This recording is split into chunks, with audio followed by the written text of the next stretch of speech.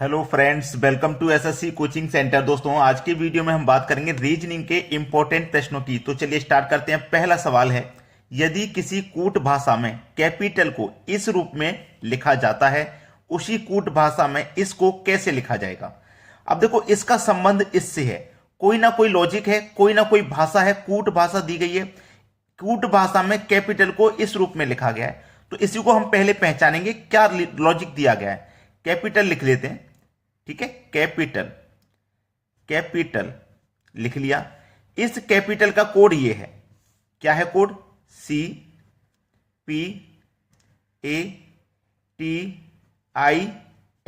ठीक है। इस कैपिटल को इस भाषा में तो लिखा गया है, कूट भाषा जो है वो इस रूप में लिखा गया है।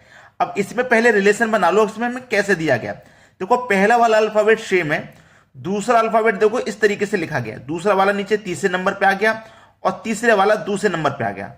वैसे ही आगे देखो, आई यहां पे आ गया, टी यहां पे आ गया, ए लास्ट में आ गया और एल पहले आ गया। इस तरीके से दिया गया।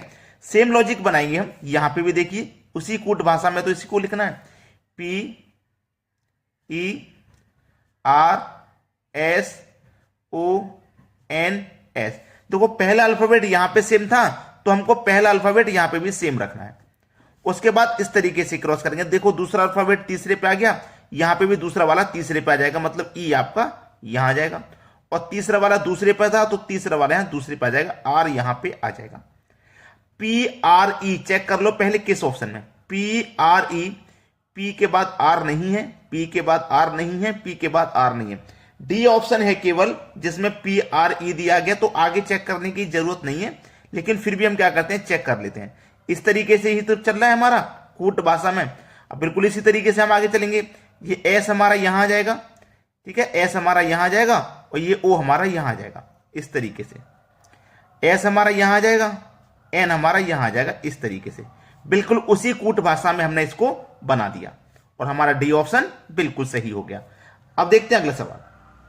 अगला प्रश्न है, यदि किसी कूट भाषा में GAVE को 8237 लिखा जाता है और BAT को 924 लिखा जाता है, तो गेट यानी कि GATE को कैसे लिखेंगे। कूट भाषा में समझ लीजिए, GAVE, इसका कोड क्या है? 8237, 8237, ये इसका कोड है।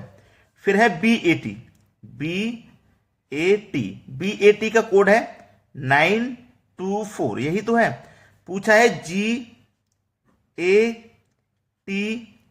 का कोड, इसका पूछा है। चलिए, हमको ये मालूम है कि देखो जी का कोड यहां पे क्या था, 8, तो यहां पे भी जी का कोड 8 होगा। और देखो ऑप्शन में सबसे पहले 8 नजर आ जाएगा। ए का कोड देखो यहां 2, ए का कोड यहां भी 2, तो ए का कोड यहां भी 2 होगा, क्योंकि कोड तो वही है, कूट भाषा में तो वही लिखा जा रहा है ना। अब आगे देखो टी का कोड क्या है, 4, तो यहां पे भी टी का कोड 4 हो जाएगा। ई देखो, ई का कोड 7, तो यहां पे भी ई का कोड 7। तो 8247 देखो किस ऑप्शन में, 8247 आपके सी ऑप्शन में मिल जाएगा। ये हो जाएगा प्रश्न का बिल्कुल सही जवाब। तो आज आपको ये मालूम हो जाएगा कि जो कूट भाषा वाले प्रश्न होते हैं ये ज्यादा कठिन नहीं होते। बस 1 से 2 बार प्रैक्टिस कर लेना, तरीका मैं आपको बता दे रहा हूं, आसानी से एग्जाम में करके आओगे आप। अब देखते हैं अगला सवाल। अगला प्रश्न है, निम्नलिखित संख्या श्रृंखला में लुप्त संख्या की पहचान करें। ठीक है, यहां पे हमारे पास जो सीरीज है ना, 2 जगह मिसिंग नंबर है, 2 संख्या ये हमें फाइंड करनी है।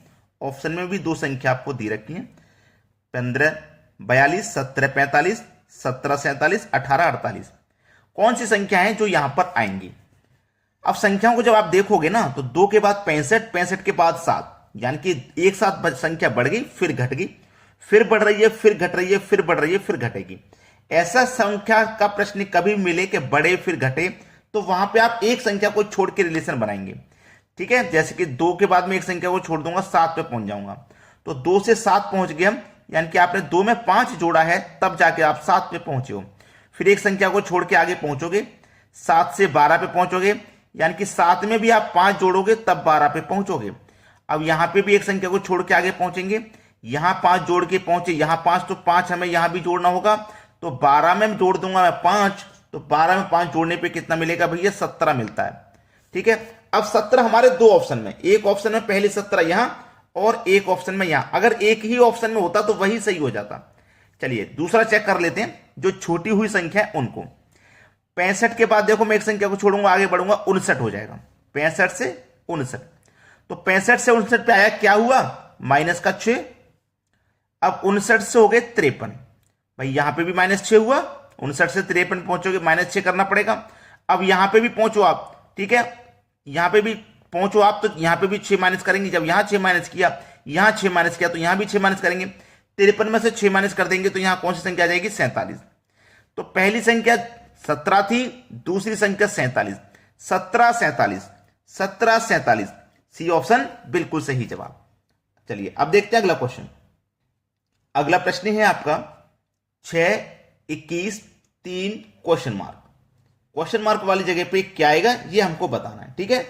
चलिए तरीके बहुत होते हैं प्रश्न को करने के लिए, लेकिन पहली ही नजर में प्रश्न को आप पहचान लो और पहले ही समय में प्रश्न को कर दोगे तो आपका टाइम बच जाता है। वरना आप क्या सोचोगे, ये 6 है, 6 से 21 कैसे बनेगा। अगर आप 6 का मल्टीप्लाई कर दो 3 से तो 18, 3 से मल्टीप्लाई किया, 3 को ही जोड़ दो तो 21। ऐसे ही 3 है मेरा यहां पे, जब मैंने यहां पहली संख्या 6 का मल्टीप्लाई 3 से किया, यहां भी मल्टीप्लाई 3 से करूंगा, 3 त्रिक का 9, यहां 3 जोड़ा, यहां भी 3 जोड़ दूंगा, 12 हो जाएगा। ऑप्शन में तो है नहीं 12, भाई ऑप्शन में तो 12 है नहीं, तो ये लॉजिक तो आपका काम किया नहीं किया। भाई पहली संख्या तो फाइंड होगी इसी लॉजिक से, दूसरी संख्या लेकिन फाइंड नहीं हुई। तो देखिए आप सीधा सीधा अंतर बना लीजिए। आप 6 से 21 बना सकते हो, अगर आप 6 में जोड़ दो 15 तो आप 21 बना सकते हो। बिल्कुल उसी तरीके से आप 3 में भी जोड़ दो 15, 3 में भी अगर जोड़ दो आप 15 तो 18 बन जाएगा। लेकिन 18 ऑप्शन में है, इसीलिए मैं कह रहा हूं 18 ऑप्शन में है, ये आपका सही जवाब है। अब देखते हैं अगला प्रश्न।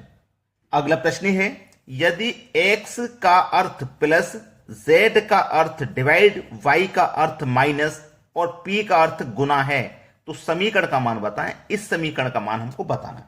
चलिए 10, p का अर्थ देखिए क्या है, p का अर्थ है गुना, तो जहां p लिखा हुआ होगा मैं वहां गुना लिख लूंगा। फिर 2, x का अर्थ प्लस है, तो जहां x लिखा हुआ है मैं वहां प्लस ले लूंगा। 5, y का अर्थ है माइनस, तो जहां y लिखा हुआ है मैं वहां माइनस ले लूंगा, ठीक है। उसके बाद 5 दिया गया है। बस इतना प्रश्न है ये। अब इसे बोर्ड मार्क्स के अकॉर्डिंग सॉल्व करना है, तो सबसे पहले मल्टीप्लाई होगा, तो 10 का मल्टीप्लाई 2 से हो जाएगा तो ये 20, फिर प्लस का 5 और माइनस का 5।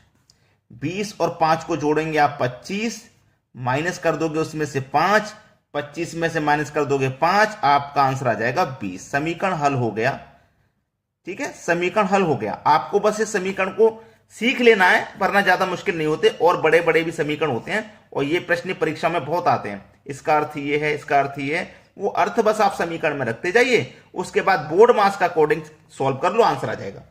अब देखते हैं अगला प्रश्न। अगला प्रश्न क्या कह रहा है, 5 14 30 55 क्वेश्चन मार्क। तो संख्याएं बढ़ रही हैं, 5 से 14 हुआ, फिर 30, फिर 55, फिर क्वेश्चन मार्क। देखिए 5 से जब आप 14 पे पहुंचोगे तो आपको मालूम होगा कि 5 से 14 पे पहुंचने के लिए आपको 9 जोड़ना पड़ेगा। 5 में 9 जोड़ेंगे तभी तो 14 पे पहुंचेंगे आप। उसके बाद में 14 से 30 पे कैसे पहुंचोगे, 14 में आपको 16 जोड़ना पड़ेगा, तब आप 30 पे पहुंचोगे। 30 पे तो पहुंच गए, लेकिन 30 से पहुंचना है 55 पे, तो 30 से 55 पे कब पहुंचोगे आप, जब 30 में 25 जोड़ दोगे तब 55 में पहुंचोगे। अब 55 में मैं क्या जोड़ा हूं कि यहां संख्या आप लेकर के पहुंच जाऊं। यहां पे 9 जोड़ा हमने, 9 का मतलब हुआ 3 का स्क्वायर जोड़ा। यहां 16 जोड़ा, 16 का मतलब हुआ 4 का स्क्वायर जोड़ा। यहां 25 जोड़ा, 25 का मतलब हुआ 5 का स्क्वायर जोड़ा। अब सीधा सीधा यहां पे 6 का स्क्वायर जोड़ेंगे, भाई 3 का स्क्वायर, 4 का स्क्वायर, 5 का स्क्वायर, 6 का स्क्वायर जोड़ेंगे, मतलब 36 जोड़ेंगे। तो 55 में 36 ऐड कर दो, ये संख्या आपको मिल जाएगी। 5 और 6 11, कैरी का 1, 5 और 3 8, कैरी का 1 9, 91 हो जाएगा, जो कि हमारे सी ऑप्शन में 91 संख्या आएगी यहां पे। अब देखते हैं अगला प्रश्न।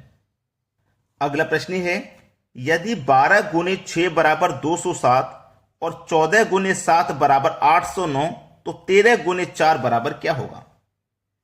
अगर आप रियल में देखोगे तो 12 का मल्टीप्लाई 6 से करने पे 207 नहीं मिलता, लेकिन लॉजिक के अनुसार मिलता है। देखिए 12 गुने 6 कितना होता है भाई? 12 पंजे 60, 12 छिंग 72। भाई मुझे पता है 72 होता है, लेकिन हमें जो लॉजिक के अनुसार है वो 207 है। ऐसे ही 14 गुने 7 कितना होता है भाई? 14 पंजे 70, 14 छिंग 84, 14 सत्ते 98, 98 होता है, इतना मुझे मालूम है। ठीक है, ऐसे ही 13 चौके 52 होता है। 13 का अगर आप 4 से करोगे तो 13 चौके 52 होता है। लेकिन आप देखिए 207 है, यहां 809 है, और यहां आपका क्या आएगा वो पता करना है। सबसे पहले देखिए 207 कैसे बनेगा, इसी 72 से हमें 207 बनाना है।